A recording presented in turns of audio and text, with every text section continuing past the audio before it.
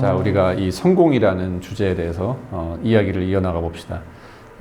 항상 우리 주변에 성공한 인생, 성공한 사람, 성공한 회사, 장사 뭐든 간에 그런 결과물에는 공통적인 패턴이 있죠. 그거는 자연스럽다는 거죠. 뭔가 억지스럽지가 않고 뭐가 안 되는 거를 억지로 노력을 하고 불굴의 투지를 불살라서 그렇게 성공을 하는 경우는 주로 텔레비전에 많이 나오죠. 책에 나오고. 근데 실상 우리 주변에서 그거보다 훨씬 많은 성공의 공통점들, 그런 성공한 사례들의 패턴은 그 과정이 모두 다 자연스럽다는 거예요. 그러니까 자연스럽다는 말은 바꿔 얘기하면 평범하다는 거고, 뭐가 이렇게 술술술술 잘 풀려가지고 성공이 됐기 때문에, 그러니까 그런 사례는 별로 이야기거리가 없어요. 뭐 자연스럽게 이렇게 물 흐르듯이 그렇게 해왔기 때문에. 그래서 화제가 안 되기 때문에 잘 접하지 못하지만 실제 그런 사례가 훨씬 더 많다는 거죠. 이 이야기가 뭐 인생 전반에 걸쳐서도 적용이 되겠지만 제가 주제넘게 인생에 대한 이야기를 할 수는 없고 저는 이제 주로 장사로 좁혀서 이야기를 할 수 있을 것 같아요. 왜냐면은 정말 많은 비즈니스, 장사의 성공과 실패 사례를 바로 옆에서 볼 수 있었기 때문에 뭐 적어도 장사에서만큼은 조금 무게 있는 얘기를 할 수 있을 것 같아요. 안 되는 거를 억지로 뭐 드라마틱한 사건이 있고 운명이 있고 이렇게 해서 성공하는 경우가 아니라 그냥 자연스럽게 잘 풀리는, 그래서 그런 장사에 대해서 오늘 얘기를 좀 해보려고 해요. 그런 장사의 비결이 뭔가, 또 그런 장사들의 공통점은 뭔가. 저는요, 노력, 열정 이런 단어들을 별로 안 좋아합니다. 그러니까 이런 접근이, 이런 태도가 뭐 훌륭하고 좋다는 거는 다 알겠지만 저 개인적으로는 별로 저랑 안 맞아요. 제가 그 온라인 창업 마스터 책에도 썼지만 열정은 내가 열정을 가져야지 해서 나오는 게 아니거든요. 노력도 마찬가지예요. 내가 노력을 해야지라고 어떤 의지적으로 마음을 먹어서 노력을 할 수가 있는 게 아니에요. 그렇게 할 수밖에 없는 상황에 내가 처해야지 자연스럽게 열정이 생기고 자연스럽게 노력을 하게 되는 거지. 아무런 상황적인 배경 없이 그냥 뚝 떨어져서 지금부터 내가 노력을 해야겠다. 이렇게 하는 사람은 물론 있겠죠. 근데 대다수는 그렇게 하기가 어렵습니다. 그러니까 노력을 한다, 열정을 가진다라는 거는 그 말 자체도 뭔가 저에게는 억지스럽게 들려요. 노력과 열정은 저는 결과라고 생각합니다. 어떤 결과물이에요. 뭐가 조건이 갖춰졌을 때 자연스럽게 노력을 하게 되고 열정이 생기는 거지, 가만히 앉아가지고 내가 노력을 해야 된다, 열정을 가지자 그래가지고 없던 그 불꽃이 이렇게 확 터지는 게 아니거든요. 사실 이건 또 제 개인적인 성향일 수도 있어요. 물론 그렇지 않은 분도 있겠죠. 근데 저는 태생적으로 노력하는 걸 되게 싫어해요. 게으르고 재밌는 것만 하고 싶고 잘 될 것 같은 일만 하고 싶어요. 그러니까 뭐가 잘 될 것 같으니까 그런 일에 대해서는 이제 노력을 하게 되고, 왜냐면 노력한 만큼의 대가가 눈에 보이니까. 이게 되게 중요한 포인트입니다. 잘 될 것 같은 그 개런티가 어느 정도 되는 일에 열정이 생기고 또 노력을 할 그런 동기가 생긴단 말이죠. 근데 막막한 상태에서 노력을 저는 잘 하기가 싫어요. 노력한 만큼의 페이백이 안 올 것 같으니까. 자, 근데 모든 이 일은 노력과 열정이 없으면은 돌아가지가 않죠. 유지도 안 될 뿐더러 이렇게 치고 올라가지도 못하죠. 그래서 우리가 뭐 장사를 하든 뭐 공부를 하든 뭐 인생을 살든 연애를 하든 간에 이 노력과 열정은 필수 조건이란 말이에요. 이게 있어야지만 뭔가 일이 메이드가 돼요. 근데 이제 문제는 이게 자연스럽게 노력과 열정이 생겨야 일이 풀리는데 어떻게 해야지 자연스럽게 노력과 열정이 점화가 되냐는 거죠. 이 불꽃이 붙어야 그 다음에 거기다가 노력이 들어가고 열정이 들어가는 거지, 불꽃도 안 붙었는데 어떻게 노력을 하냐는 거죠. 그래서 저는 이 불꽃이라는 거는 처음에 불이 딱 붙는 불꽃은 잘 될 것 같다, 이거 기회네 라고 생각되는 어떤 희망을 주는 뭔가라고 생각해요. 그래서 노력과 열정보다 중요한 게 이 처음에 이 불꽃이에요. 잘 될 것 같은 희망. 자, 그러면 다시 장사로 이야기를 좁혀서 이 불꽃이 뭐냐는 거죠. 나에게 이 장사에 있어서 그 동기부여를 해주는 이 불꽃을 찾는 게 핵심입니다. 제가 한 20년 넘게 장사해 보면서 많은 셀러들을 관찰한 결과로서 말씀을 드리자면 이 불꽃의 정체는 뭐냐? 좋게 얘기하면은 정보고요. 나쁘게 얘기하면은 커닝입니다. 뭐 영어로는 치팅이라고 그러죠. 그래서 정보와 치팅 같은 얘기예요. 여기에 이 불꽃이 좀 달려있다고 생각합니다. 그래서 내가 어떤 커닝 페이퍼를 확보하느냐, 내가 어떤 정보를 가지고 있느냐에 따라서 미래에 대한 희망이 보이는 거예요. 미래의 성공에 대한 어느 정도 확신을 주는 그런 느낌을 나한테 주는 커닝 페이퍼나 이런 정보를 확보하지 않은 상태에서의 노력과 열정은 상당히 막막할 수밖에 없어요. 억지로 한다 해도 오래 갈 수가 없고, 야, 이런 정보가 있으면은 성공할 수 있겠네 라는 어느 정도 확신이 생겨야, 야, 그러면 하면 되겠다 라는 마음으로 노력을 할 수 있게 되고 열정이 결과물로 생기는 거죠. 그래서 장사를 우리가 쭉 볼 때 가장 먼저 해야 할 일, 그리고 가장 중요한 일이 바로 이 나만의 커닝 페이퍼를 찾는 거, 정보를 확보하는 거, 여기서 모든 게 다 시작되는 거예요. 이게 장사의 잘 풀리는 장사의 비밀입니다. 모든 거는 내가 어떤 정보를 확보했느냐에 따라 다른 거예요. 어떤 커닝 페이퍼를 내가 가지고 있느냐. 제가 저번 시간에 이렇게 원을 그릴 때 여기서 이렇게 그리면은 어려운 길로 간다고 그랬죠. 물론 이렇게 와서 이렇게 가는 그런 비즈니스도 열심히 하면 돼요. 근데 이렇게 와서 이렇게 안 가고 여기서 뭐 멈추든지 뭐 이렇게 가든지 어떤 방향으로 의사결정을 하는 거에 따라 가지고 나의 어떤 성패가 결정이 된다고 말씀드렸잖아요. 어릴 적에 이제 영화를 공부했는데 사실 이제 미술도 생각이 있었단 말이에요.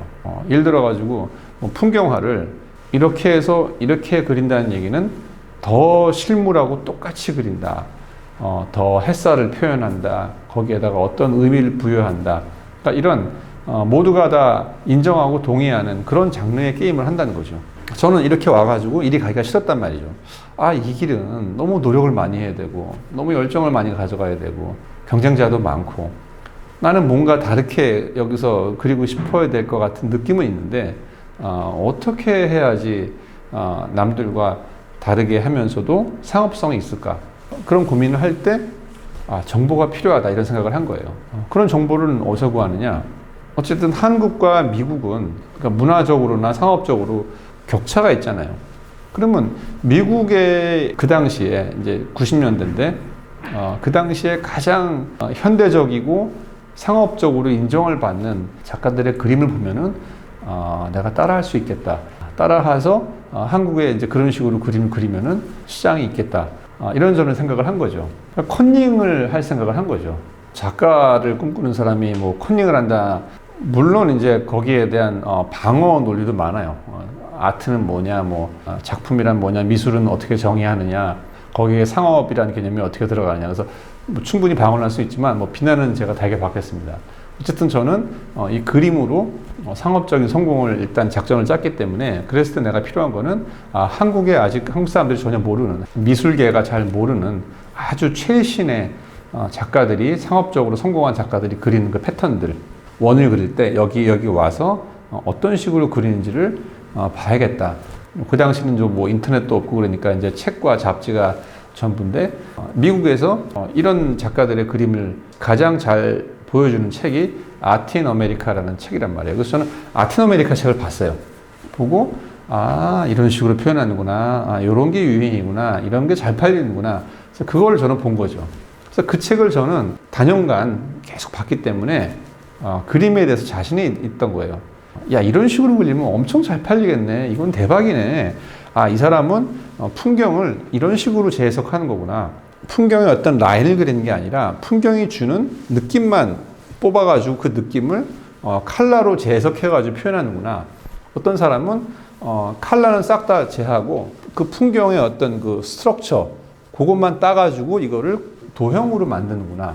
그리고 어떤 사람은 이런 그 라인과 컬러를 다 뭉개고 여러 풍경들이 조합해가지고 주는 하나의 느낌만 그거나 하나 그려놓고 이게 저 풍경이다 이렇게 표현하는구나. 그러니까 이런 식으로 똑같은 풍경화를 그린다 하더라도 그거를 어떻게 캔버스에 옮기느냐.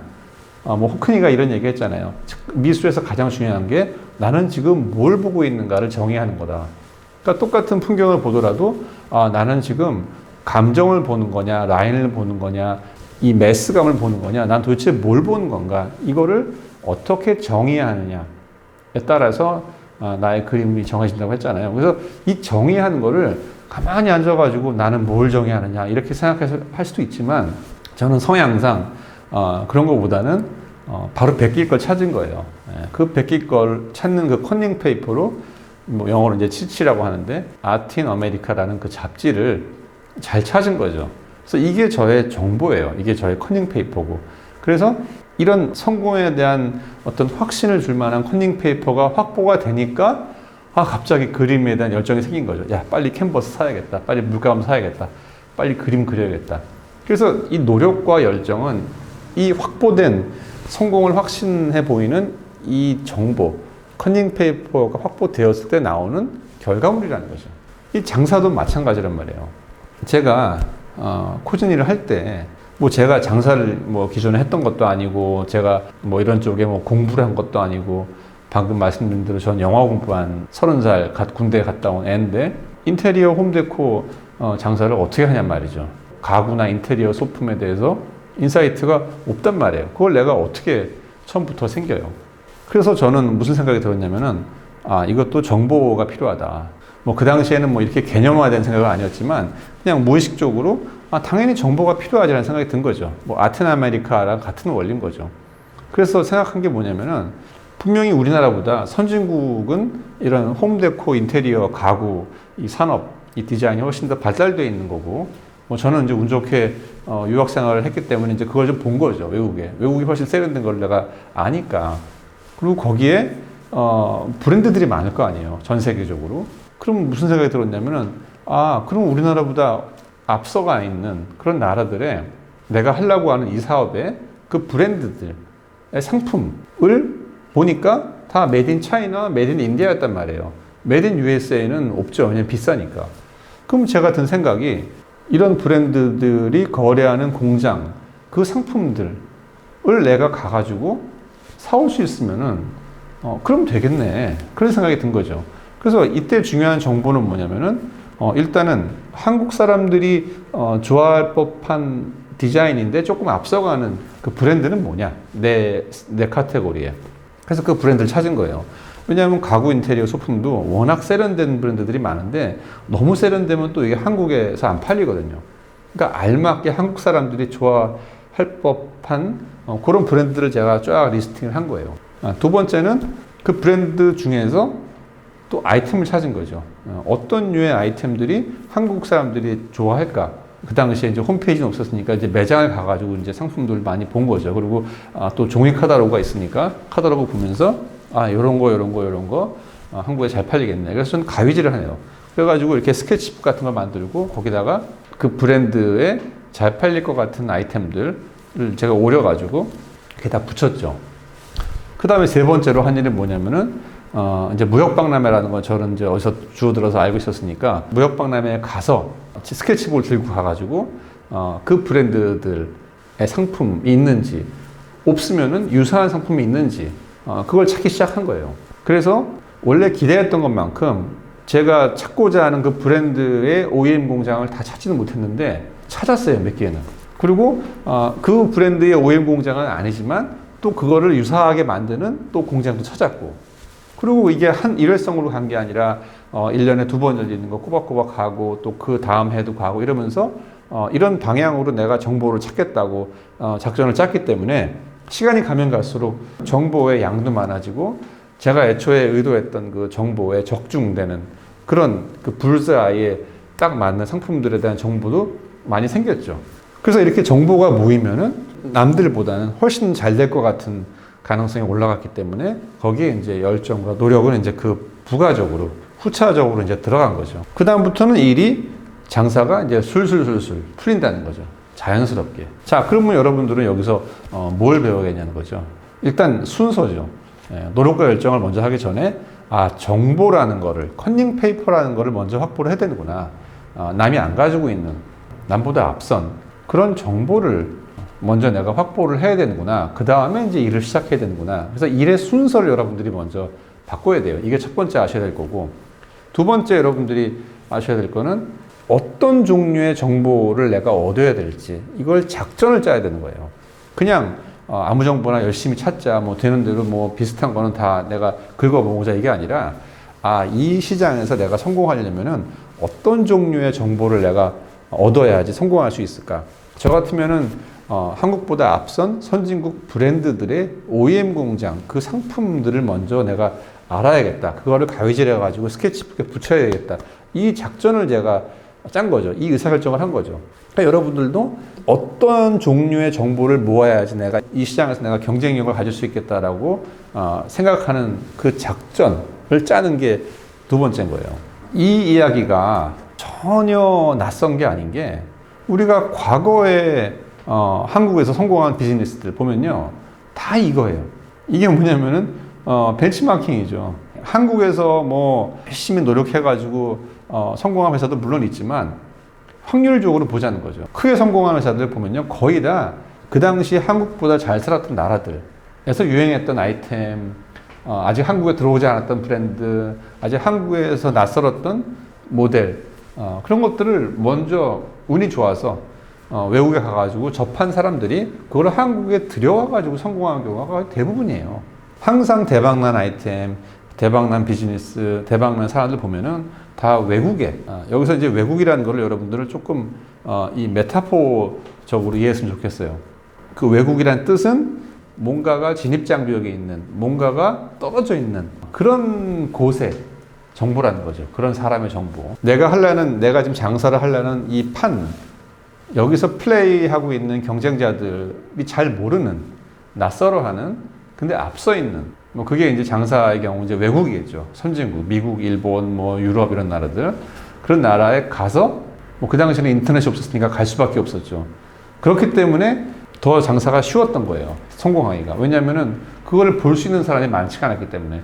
불과 제가 사업할 때만 해도 일본 갈 때도 비자가 필요했단 말이에요. 이 일본이나 미국에 자유롭게 갈 수 있는 사람들의 숫자가 적었어요. 그러니까 당연히 그 적은 숫자의 사람들이 보고 와서 사업을 하면은 훨씬 더 장사하기가 쉬웠죠. 지금은 이제 이 비자가 다 풀려가지고 누구나 해외여행을 가고 또 인터넷으로 외국 정보를 너무 쉽게 얻을 수 있기 때문에, 과거처럼 그 외국을 갔다는 것 자체만으로도 그 정보, 거기서 얻는 정보의 그 가치라든지 경쟁력이 뛰어나지가 않다는 거죠. 어떤 정보를 내가 얻어야 되는지 이 작전을 짜기가 과거보다 조금 난이도가 올라간 거죠. 근데 옛날에도 비자 받기가 어려웠기 때문에 난이도는 똑같아요. 그러니까 난이도의 종류만 바뀐 거죠. 이제 항상 이런 고급 정보를 얻는 난이도는 존재하는 거죠. 자, 그러면은 이제 어떻게 이런 정보, 고급 정보를 얻느냐. 지금 제가 이 말씀을 드리고 있는 이 시점에서 이 경쟁에서 이길 수 있는 고급 정보를 어디서 어떤 전략을 가지고 얻느냐. 여기에 대한 팁을 제가 한 몇 가지 말씀드려 볼게요. 가장 뭐 지루해 보이는 이야기일 수도 있지만 또 가장 중요한 얘기이기 때문에 제가 첫 번째 이 말씀을 드리는 거예요. 남들이 진입하기 쉬운 레벨의 정보보다 더 깊이 들어가야 된다. 뭐 예를 들어 가지고 뭐 소싱처 조사를 하면은 남들이 쉽게 보는 1688보다는 알리바바를 또 봐야 되는 거고, 알리바바도 남들이 쉽게 볼 수 있으니까 더 깊이 들어가서 캔톤 페어가 열릴 때 그 홈페이지에 들어가 가지고 거기 나오는 업체들 사이트를 뒤진다든지, 그리고 캔톤 페어뿐만 아니라 다른 무역 박람회가 온라인으로 열릴 때 거기 들어가서 뒤진다든지, 여기서 만족하는 게 아니라 더 깊이 들어가서 직접 무역 박람회에 간다든지, 아니면 공장을 방문한다든지, 이런 식으로 내가 처음에 이 게더링하는 정보의 깊이가 일반 레벨보다 깊이 더 들어가야 돼요. 더 들어가야지 남들이 얻을 수 없는 정보를 내가 얻는 거죠. 두 번째는, 그럼 어떤 종류의 정보를 얻는지 그 작전은 어떻게 짜느냐. 사실 이거는 이런 감각을 타고나는 사람들에게는 이제 쉬운 얘기겠지만, 그렇지 않은 분들한테는 상당히 어려운 일일 수가 있어요. 그래서 제가 여러분들한테 제안드리고 싶은 이야기는 바로 사람을 만나는 겁니다. 항상 우리가 뭔가를 할 때 사람을 만나야 돼요. 저는 이게 정말 중요하다고 생각을 해요. 근데 요즘 사람들 보면은 사람을 안 만나요. 집에서 컴퓨터만 한다는 거죠. 집에서 컴퓨터를 한다는 거는 바꿔 얘기하면은 누구나 할 수 있는 그런 정보를 뒤지는 거거든요. 컴퓨터를 뒤지더라도 어떤 작전을 가지고 어떤 정보를 내가 뒤져야 되는가, 그 이야기는 컴퓨터에 없어요. 컴퓨터는 그냥 이 네모박스 검색어밖에 없는 거죠. 근데 거기다가 내가 어떤 검색어를 쳐야 되느냐, 이거는 컴퓨터가 알려주지 않는다는 거죠. 이거는 사람이 가르쳐 주는 거예요. 누가 어떤 사람이냐면은 성공한 사람이 알려주죠. 그래서 항상 사람을 만나야 돼요. 내 카테고리에서 성공한 사람이면 제일 좋겠지만, 뭐 그렇지 않으면 다른 카테고리에 상관없어요. 왜냐면은 항상 성공의 유형이 비슷하거든요. 근데 제일 좋은 거는 사실 이제 내가 하려는 이 사업에서 성공한 사람을 만나서 어떤 종류의 정보를 내가 모아야 할까요? 이거를 물어봐서 답을 얻는 게 가장 좋은 방법이에요. 성공한 사람을 만나서 어떤 물건이 잘 팔려라고 물어보면은 누가 그거 가르쳐 주겠어요. 근데 어떤 종류의 정보를 제가 모아야 내가 사업에 대한 인사이트가 생길까요? 라고 물어보면은 그거는 가르쳐 주는 거죠. 구체적인 사업 아이템을 찍어주는 게 아니라 이 정보에 대해서 어떤 정보를 모으느냐, 이런 건 얘기해 줄 수 있는 거죠. 근데 이거를, 이 가치를 아주 뼈저리게 알고 있는 사장님들은 아마 안 해줄 수도 있죠. 근데 실제로 만나면은요, 어색하기 때문에 뭔가 말을 해야 되잖아요. 그래서 이런 얘기 해주면 이거 내가 손해낸다는 얘기 들더라도 실제로 이렇게 딱 얼굴 보고 마주 앉으면 이렇게 얘기를 하게 돼요. 그리고 사람에 따라 가지고 또 이 말하기 좋아하는 사람들 있잖아요. 그런 사람들은 또 바보처럼 막 또 말을 해주더라고요.